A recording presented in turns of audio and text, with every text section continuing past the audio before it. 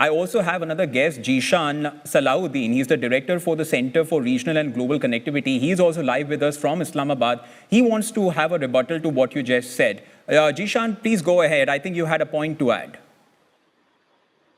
Yes, thank you for taking me back. I apologize for interrupting.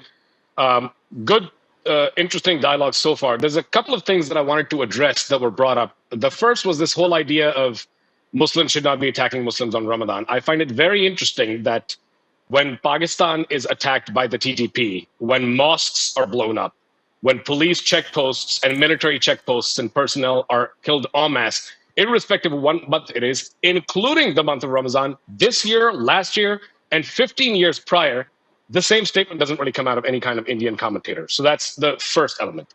The second part of this is I find it fascinating that the comment was that a country should not be attacking another country during festivities, considering that India, completely unprovoked, attacked Pakistan last year, right around the time of Big Eid.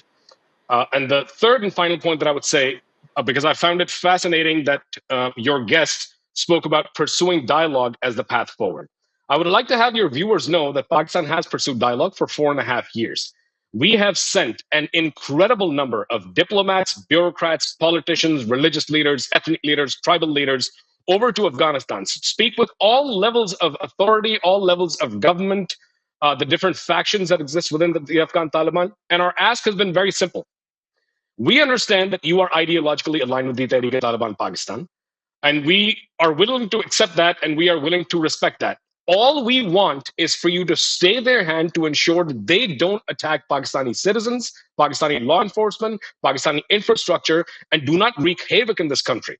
And within the last 3 months, after the last round of dialogue and talks broke down in Istanbul, which your other commenter said that Pakistan should pursue a path of dialogue. That's dialogue that we tried to do for the 17th time in the last 4.5 years.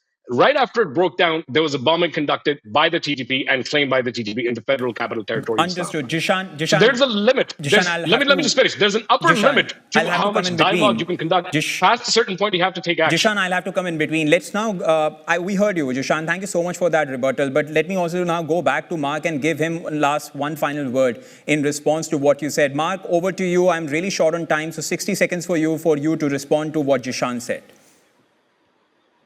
Sure. So my guess said that India hasn't really, showed any kind of empathy with respect to terrorist attacks. Just I think last month or 2 months back, there was a huge attack on a Shia mosque. India wholeheartedly condemned that attack.